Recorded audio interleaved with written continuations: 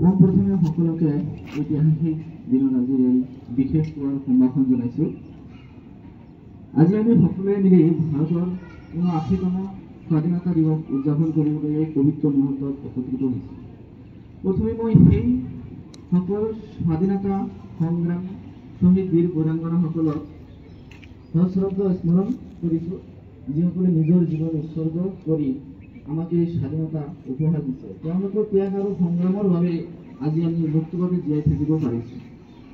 লগতে ২০২৫ চনৰ ১৫ আগষ্ট স্বাধীনতা দিৱসৰ পতাকা ধ্বজাৰোহণত সমবেত মহাবিদ্যালয়ৰ সন্মানীয় অধ্যক্ষ মহোদয় প্ৰমুখ্যে চিকিৎসা বিজ্ঞানৰ সন্মানীয় চিকিৎসাগুৰু শিক্ষাগুৰুসকল, বিভিন্ন বিভাগৰ পৰা অহা সন্মানীয় আৰু শ্ৰদ্ধাৰ ব্যক্তিসকল, শুভাকাংক্ষী মোৰ জ্যেষ্ঠ কনিষ্ঠ শিক্ষাৰ্থীবৃন্দ, সমস্তলৈকে মোৰ তৰফৰ পৰা ৭৯তম স্বাধীনতা দিৱসৰ আজিৰ অনুষ্ঠানত আন্তৰিক শুভেচ্ছা আৰু অভিনন্দন জ্ঞাপন কৰিছোঁ।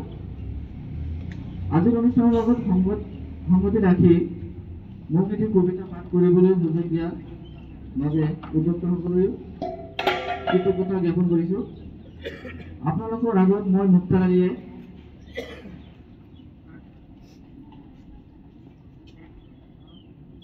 এটি স্বৰচিত কবিতা পাঠ কৰিবলৈ আগবাঢ়িছোঁ। যদি কিবা ভুল ভ্ৰান্তি হয় ক্ষমা কৰিব।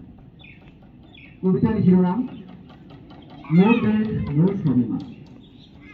মোৰ দেশ মোৰ স্বাভিমান, বীৰত্বৰ কাহিনীৰে জীপাল। মোৰ দেশ মোৰ স্বাভিমান, বীৰত্বৰ কাহিনীৰে জীপাল।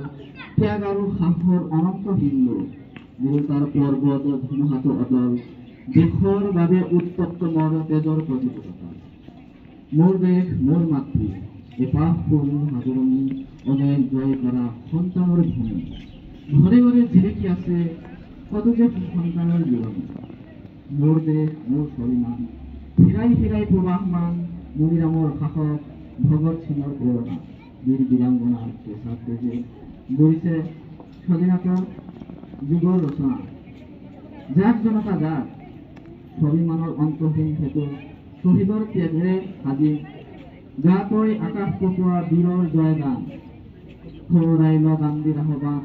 মোৰ দেশ মোৰ স্বাভিমান, মোৰ দেশ মোৰ স্বাভিমান। ধন্যবাদ।